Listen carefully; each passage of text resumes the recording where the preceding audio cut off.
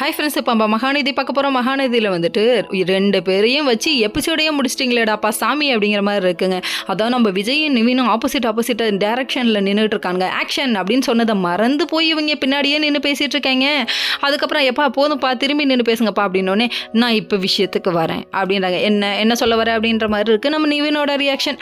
அதுக்கப்புறம் என்ன சொல்கிறாங்கன்னா, உன்னையே உசுர லவ் பண்ணுற யமுனாவை பற்றி யோசிப்பா தம்பி அப்படிங்கிறாங்க.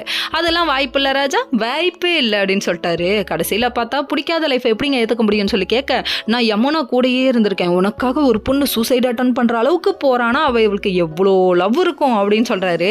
கிளிப்பிள்ளைக்கு சொல்கிற மாதிரி ஒவ்வொன்றா எடுத்து சொல்கிறியாப்பா எப்படிப்பா அப்படிங்கிற மாதிரி இருக்குது. அதுக்கப்புறம் நீ என் பொறுமை ரொம்ப சோதிக்கிற அப்படிங்கிறாரு. டேய் நீ பல்ல கடிச்சாலும் சரி என்ன பண்ணாலும் சரி, ஆனால் என்னால் முடியாதுடா அப்படின்னு சொல்லிட்டாரு.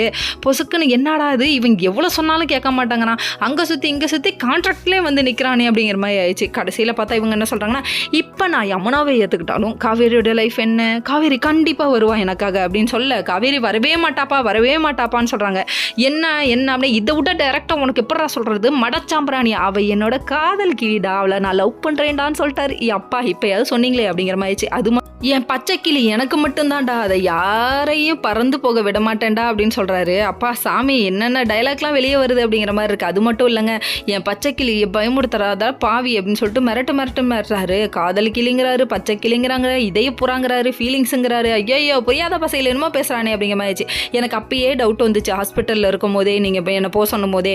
ஆனால் வந்துட்டு இவ்வளோ சீரியஸாக இறங்குவீங்கன்னு நான் எதிர்பார்க்கல. கான்ட்ராக்ட்னு சொன்னீங்களே, கான்ட்ராக்ட் இல்லைடா, அவள் என்னோட பொண்டாட்டிடா, இதுக்கப்புறம் வாய்ப்பே இல்லைடா அவளை நான் விட்டு கொடுக்க அப்படின்னு சொல்லிட்டு லவ் பண்ணுறதை ஒத்துக்கிட்டாராமா.